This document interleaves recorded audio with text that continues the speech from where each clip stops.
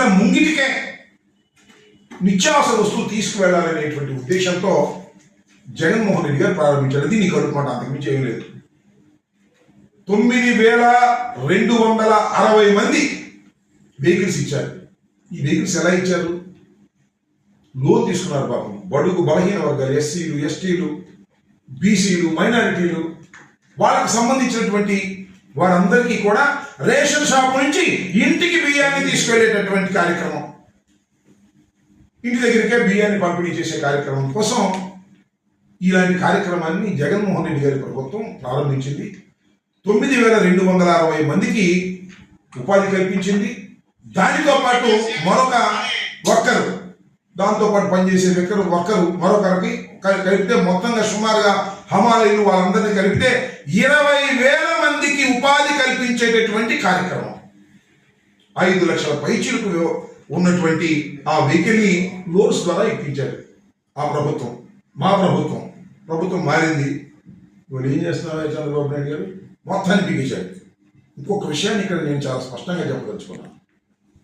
అప్పుడు ప్రభుత్వం వీరితో ఈ మొబైల్ డిస్పెన్సింగ్ వెహికల్స్ సంబంధించినటువంటి యూనిట్స్కి సంబంధించినటువంటి నిరుద్యోగులైన యువకులతో అగ్రిమెంట్ ఉంది.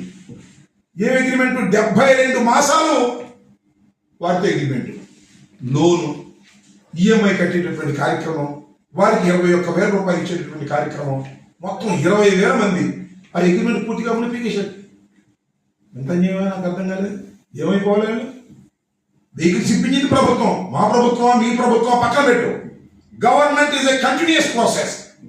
గవర్నమెంట్ అగ్రిమెంట్ అయింది, సివిల్ సప్లైస్ డిపార్ట్మెంట్ అగ్రిమెంట్ అయింది. అగ్రిమెంట్ కూడా ఉంది, నాకు చెప్తున్నా, రాతపూర్వకంగా అగ్రిమెంట్ అయింది. ఈ అగ్రిమెంట్ను కూడా పక్కన పెట్టేసి పక్కన మీకేసారి ఏంటి నీకు కడుపు మాట నేను అడుగుతా ఉన్నా.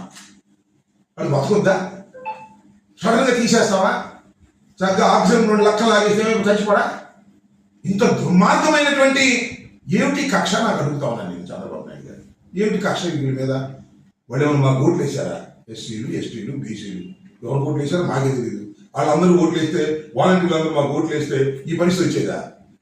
నీ మాయ మాటలు నమ్మి వాళ్ళు ఏమన్నా వరదలో సహాయం చేయమన్నారు. వరదలో పాప కష్టపడి చేశారు. మీ ఉద్యోగాలకు ఏం డోకాలేదని హామీ ఇచ్చావు.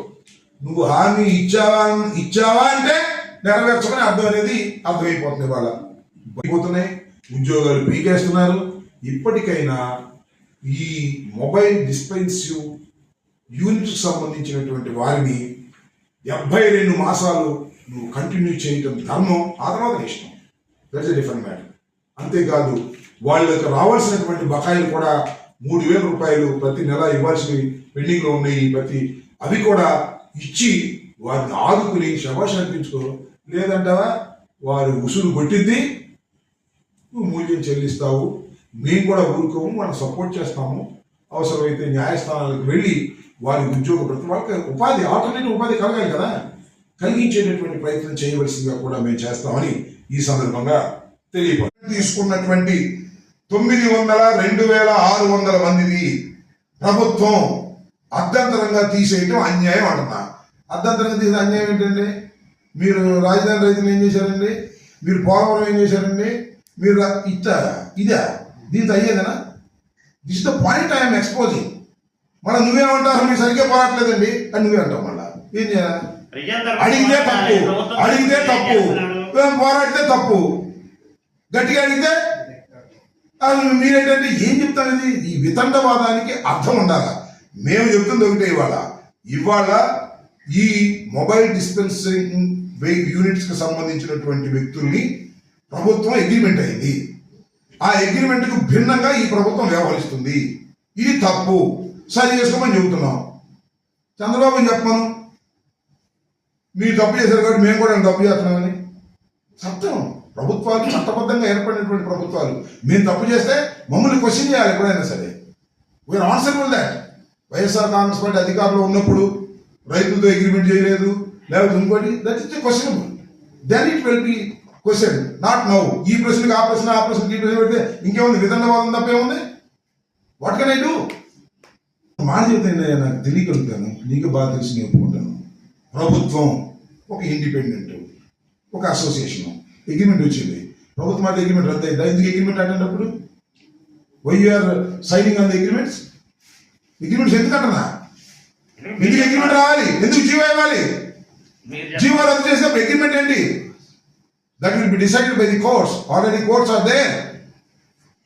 ఆర్గ్యుమెంట్ ఏంటి? ప్రభుత్వాలు మారితే అగ్రిమెంట్ చల్లవు అని ఉంది ఎక్కడన్నా? ఉపయోగం ఉంది లేదు అనేది పక్కన పెట్టు. నేను I'm questioning the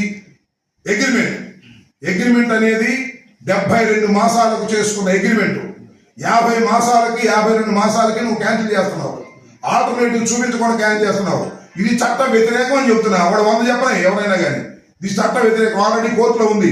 court notice ఇచ్చిన్నారు. ఇది చాలా తీవ్రమైనటువంటి అన్యాయం. చంద్రబాబు నాయుడు గారు సుమారుగా 20,000 మందిని నువ్వు పీకేసే కార్యక్రమం చేశావు.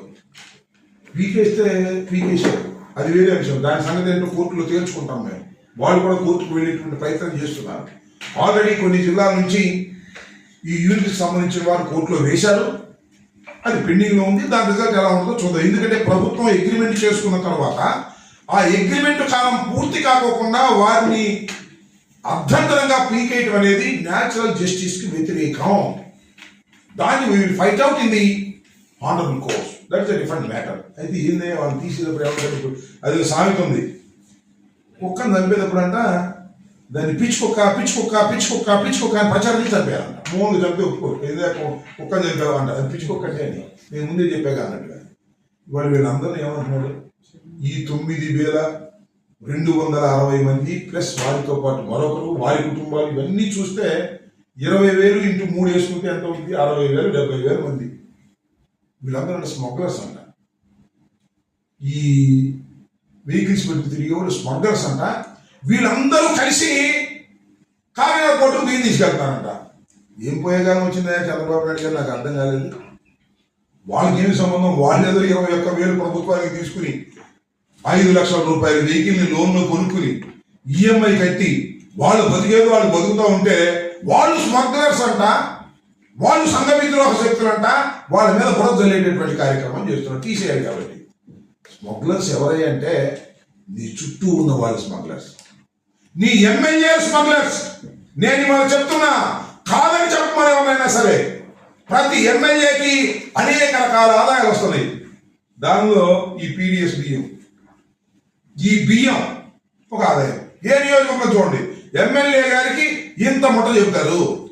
ఇంత ముట్ట చెప్పి ఈ బియ్యాన్ని సరఫరా చేస్తే వాళ్ళ దగ్గర నుంచి వినియోగదారుల దగ్గర నుంచి కొంటారు. కొన్ని దాన్ని పాలిష్ పడతారు, తీసుకెళ్ళి కాకినాడ పోర్టులో లోడ్ ఎక్కిస్తారు. ఆఫ్రికా దేశాలకు తరలిస్తారు. కోట్లు సంపాదిస్తారు.